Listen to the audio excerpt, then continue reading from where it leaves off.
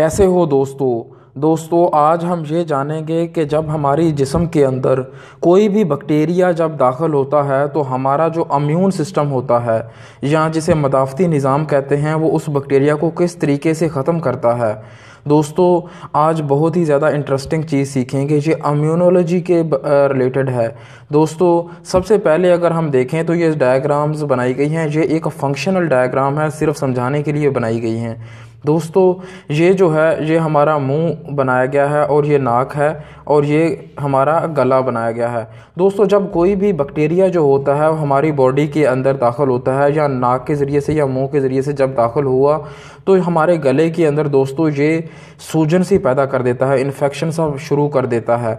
जो ये बैक्टीरिया जो होता है जैसे ये फैलना शुरू कर देता है। तो सबसे पहले क्या होता है दोस्तों, जैसा कि हम जानते हैं कि हमारे जिस्म के अंदर जो होती हैं ब्लड वेसल्स होती हैं, ये छोटी छोटी जो होती हैं ब्लड वेसल्स, इनको हम कैपिलरीज कहते हैं। सबसे पहले दोस्तों इनके अंदर बदलाव आना शुरू हो जाता है, ये डायलेट करना शुरू कर देती हैं। डायलेट करती हैं तो इनका जो इनके अंदर ब्लड सेल्स होते हैं दोस्तों, जैसा कि हम जानते हैं कि हमारी ब्लड सेल्स जो होते हैं वो red blood cells, white blood cells और प्लेटलेट्स होते हैं। इसके अंदर खून के अंदर जो होता है वो प्लाज्मा भी मौजूद होता है। इस काम के दौरान वाइट ब्लड सेल्स अहम किरदार अदा करते हैं। ये जो वाइट ब्लड सेल्स होते हैं ये छोटी कैपिलरी से बाहर आना शुरू करते हैं और इस बैक्टीरिया को ख़त्म करने की कोशिश करते हैं। दोस्तों हम जानते हैं कि जो बैक्टीरिया होता है इसके जो बैक्टीरिया को जो होता है इसके ऊपर एंटीजेन्स होते हैं। दोस्तों ये एंटीजन होते हैं ना, ये बीमारी का सबब बनते हैं। अब हम आगे जो डिस्कस करेंगे बैक्टीरिया को, उसको हम एंटीजन को ही लेके आगे डिस्कस करेंगे। दोस्तों इस कैपिलरीज़ को यहाँ पे बड़ा करके दिखाया गया है। ये जो छोटी सी कैपिलरीज़ है जो हमारे इधर नाक में, मुंह में, जो हर जगह पे होती है, ये छोटी छोटी जो कैपिलरीज़ होती हैं उसको बड़ा करके दिखाया गया है कि जब कोई बैक्टीरिया हमारे जिस्म में दाखिल होता है तो इस कैपिलरीज से जो होते हैं सबसे पहले न्यूट्रोफिल्स जो होते हैं, ये वाइट ब्लड सेल्स होते हैं, वो न्यूट्रोफिल्स ये सबसे पहले निकलते हैं और इस बैक्टीरिया के ऊपर हमला कर देते हैं। ये जो स्टार टाइप बनाया गया है दोस्तों, ये एक एंटीजेन्स है और इस एंटीजन के ऊपर हमला करते हैं और उसको ख़त्म करने की कोशिश करते हैं। सबसे पहले न्यूट्रोफिल्स ही क्यों निकलते हैं?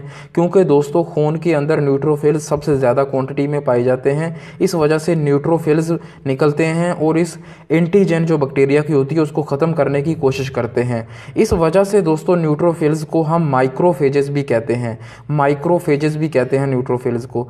ये इस एंटीजन को ख़त्म करने की कोशिश करते हैं और दोबारा इस एंटीजन को बाहर निकाल के लिम्फेटिक सिस्टम के अंदर भेज देते हैं। दोस्तों जैसा कि हमारा सर्कुलेटरी सिस्टम होता है इसी तरीके से लिम्फेटिक सिस्टम भी हमारी बॉडी के अंदर मौजूद होता है जो बैक्टीरिया को एक प्रॉपर तरीके से ख़त्म करता है।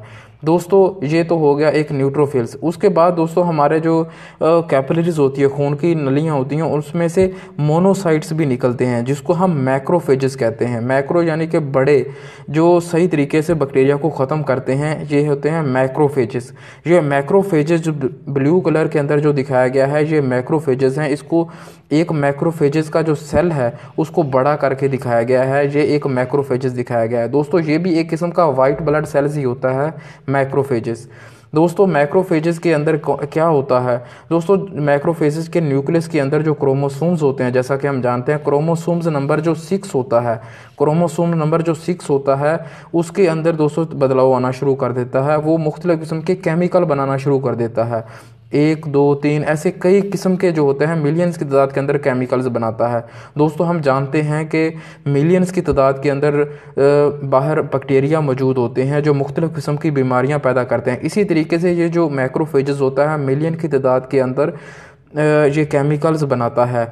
अब देखना ये होता है कि ये जो एंटीजन होता है जिसको हम स्टार एंटीजन भी कह रहे हैं, ये कौन सा केमिकल जो होता है इस स्टार एंटीजन के साथ मिल सकता है और उसको ख़त्म करने में मदद कर सकता है। अब ये सिलेक्ट करना होता है। दोस्तों ये जब बहुत सारे केमिकल्स होते हैं, ये सारे केमिकल्स इस स्टार एंटीजन पर इसको ख़त्म करने की कोशिश करते हैं। मिसाल के तौर पे दोस्तों ये जो है, ये वाला जो नंबर 1 है, ये इसके साथ फिट हो जाता है और इस एंटीजन को ख़त्म करने की कोशिश करता है। इस केमिकल का और एंटीजन का, ये जो केमिकल मैक्रोफेजेस ने बनाया है और ये जो एंटीजन है ये बैक्टीरिया से आया है। एंटीजन को हमने ख़त्म करना है तो ये केमिकल जो होता है एंटीजन को लेकर बाहर सेल से बाहर निकाल देता है। ये जो केमिकल है ये बाहर आ गया। दोस्तों ये देख रहे हैं आप, स्टार जो है ये एंटीजन है और ये जो केमिकल बनाया गया है ये MHC क्लास 2 जो है ये केमिकल होता है जो इस एंटीजन को पकड़े हुए है।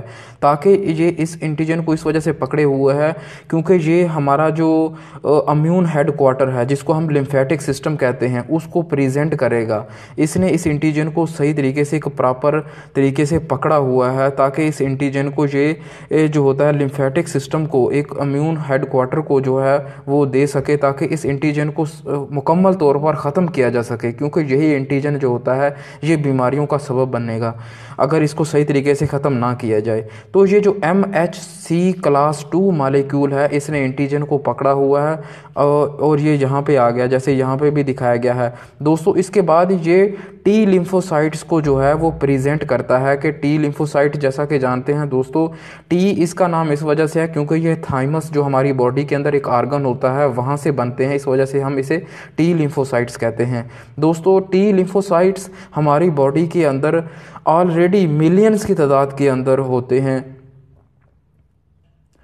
दोस्तों जो टी लिम्फोसाइट्स होते हैं ऑलरेडी हमारी बॉडी के अंदर मिलियंस की तादाद के अंदर होते हैं। यहाँ पे जैसे हमने दिखाए गए हैं 1 2 3 4 और 5 ऐसे मिलियंस की तादाद के अंदर होते हैं। हर टी जो सेल होता है उसके ऊपर रिसेप्टर्स मौजूद होते हैं। दोस्तों ये हर टी सेल के ऊपर जो रिसेप्टर मौजूद होते हैं वो अलहदा अलहदा होते हैं, मुख्तलिफ होते हैं। जैसा कि दुनिया के अंदर मुख्तलिफ किस्म के बैक्टीरिया मौजूद होते हैं जो बीमारियाँ का सबब बनते हैं, इसी तरीके से टी लिम्फोसाइट्स जो होते हैं उनके ऊपर अलग अलग किस्म के जो होते हैं वो रिसेप्टर मौजूद होते हैं जो उस एंटीजन स्पेसिफिक एंटीजन को ख़त्म करने के लिए बनाए गए होते हैं। दोस्तों ये टी सेल रिसेप्टर अलग अलग बनाए गए हैं। मिसाल के तौर पर ये जो MHC क्लास 2 मालिक्यूल है इस एंटीजन के साथ आ रहा है तो इस टी सेल जो लिम्फोसाइट्स है नंबर 1 उसके साथ एडजस्ट हो जाता है। तो आगे हम प्रोसेस इसका जानने की शुरू करते हैं कि आगे इसके मज़ीद आगे इसके क्या होता है। दोस्तों इसको हम क्लोनल सिलेक्शन कहते हैं, यानी कि एक स्पेसिफिक जो होता है टी सेल वो सिलेक्ट कर लिया, इस वजह से हम इसको क्लोनल सिलेक्शन कहते हैं। दोस्तों आगे जब हम देखने की कोशिश करते हैं तो ये जो टी सेल है इसको जूम करके दिखाया गया है कि ये पूरा एक टी सेल है। दोस्तों टी सेल जैसा कि मैंने बताया थाइमस के अंदर बनते हैं। टी लिम्फोसाइट्स का बेसिकली काम होता है कि एंटीजेंस को जो माइक्रो ऑर्गेनिज्म जैसे बैक्टीरिया हो गया उसको ख़त्म करना होता है ताकि ये बीमारियों का सबब ना बन सकें। तो ये एक टी सेल को एक जूम करके बड़ा करके दिखाया गया है। दोस्तों इसके साथ हम ये जान लें कि ये जो मैक्रोफेजेस होता है ये इंटरल्यूकिन 1 के ज़रिए अपना मैसेज जो होता है वो ऑलरेडी टी सेल को भेज चुका होता है इंटरल्यूकिन 1 के ज़रिए से। इंटरल्यूकिन क्योंकि ल्यूकोसाइट्स होते हैं, ये भी ल्यूकोसाइट्स है, ये भी ल्यूकोसाइट सेल होते हैं, इस वजह से हम इंटरल्यूकिन 1 कहते हैं। ये मैसेज ऑलरेडी भेज चुका है कि उस एंटीजन के रिलेटेड। इसके अलावा दूसरा मैसेज भी ये भेज देता है जिसको हम B7 मैसेज कहते हैं। इसके लिए एक रिसेप्टर मौजूद होता है टी लिम्फोसाइट्स के बाहर की तरफ जिसको हम CD28 कहते हैं। ये जो होता है रिसेप्टर मौजूद होता है जो B7 को रिसीव करता है, क्योंकि ये ऑलरेडी इन्फॉर्मेशन दे देता है कि ये एंटीजन जो होता है ये मौजूद है, इसको ख़त्म करना है। दोस्तों इसके बाद जो होता है अब हम टी लिम्फोसाइट्स को जानने की कोशिश करते हैं। है दोस्तों ये MHC क्लास 2 मालिक्यूल है जैसे हमने ऊपर भी पढ़ा है और ये स्टार एंटीजन है। इस एंटीजन को पकड़ा हुआ है MHC2 मालिक्यूल्स ने। अब ये जो होता है टी लिम्फोसाइट्स के ऊपर मौजूद होते हैं ताकि ये टी लिम्फोसाइट सेल के अंदर दाखिल हो सकें।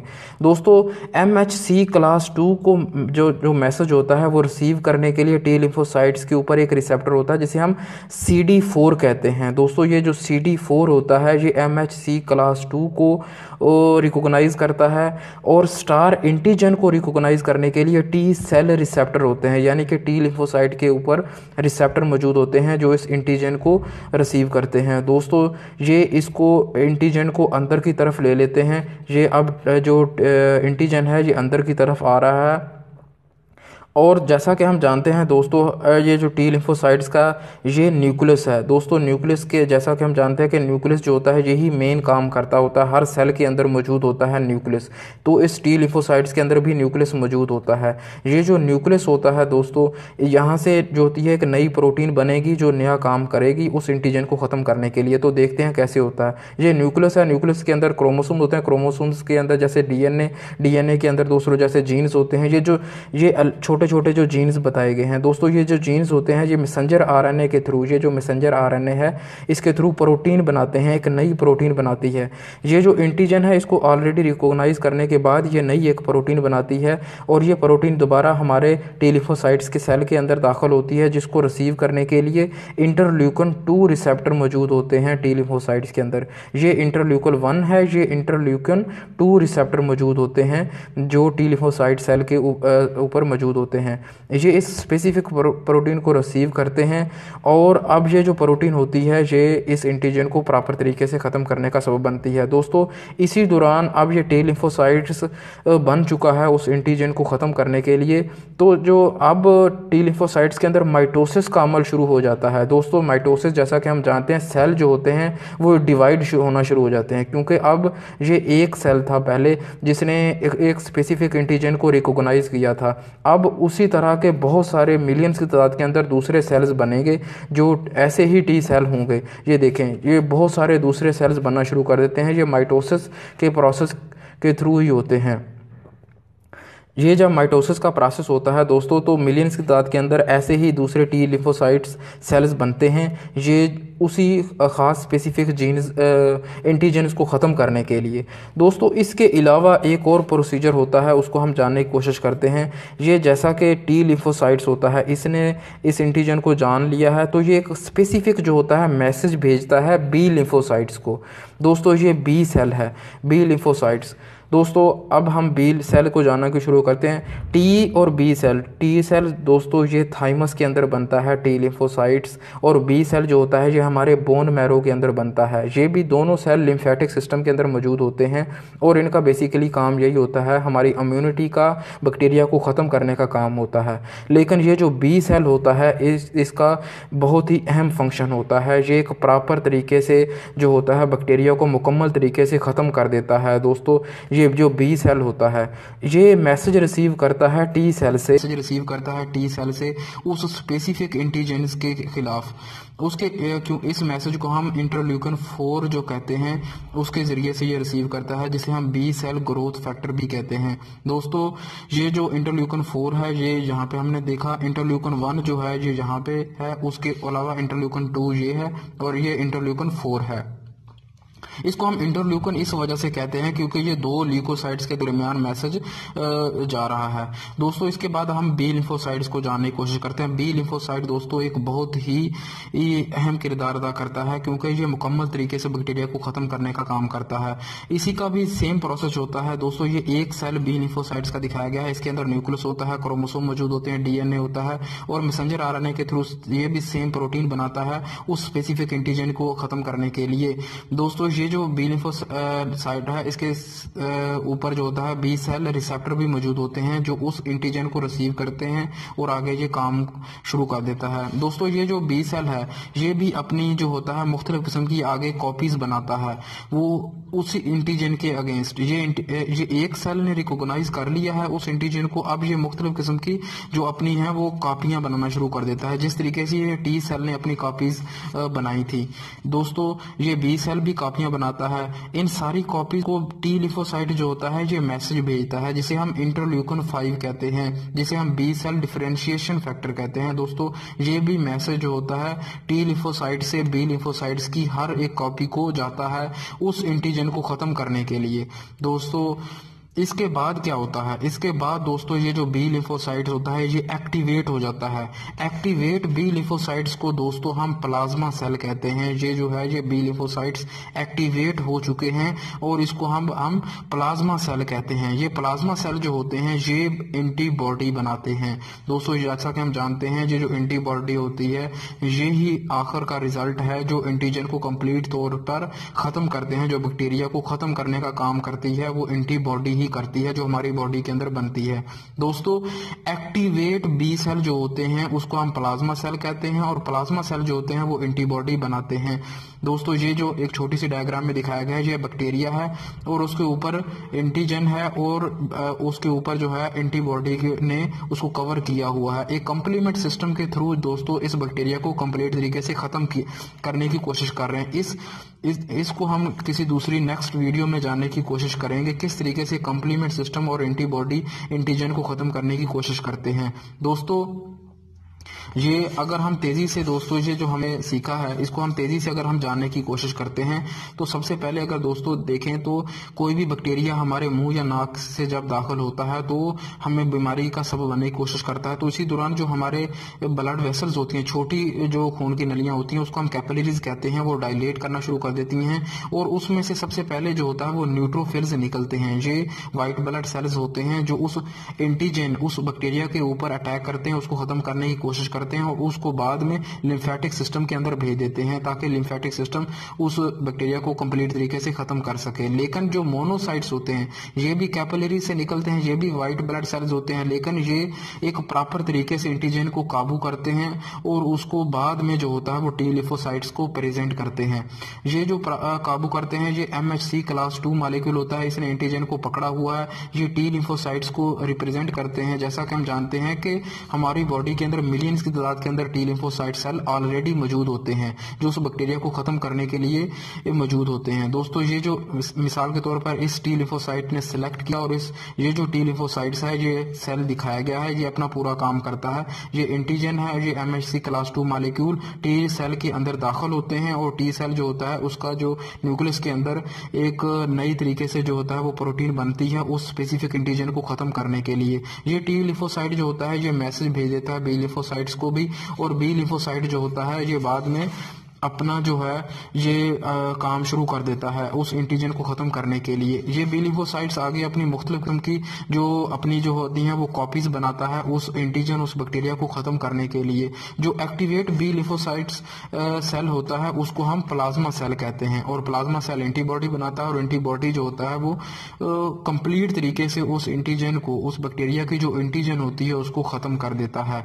दोस्तों ये एक सादी सी एक्सप्लेनेशन थी उस इम्यूनोलॉजी की, जैसा कि कोई बैक्टीरिया हमारी बॉडी में दाखिल होता है तो कैसे हम हमारी जो बॉडी होती है रिएक्ट करती है और कैसे खत्म करती है। दोस्तों अपना ख्याल रखें, शुक्रिया।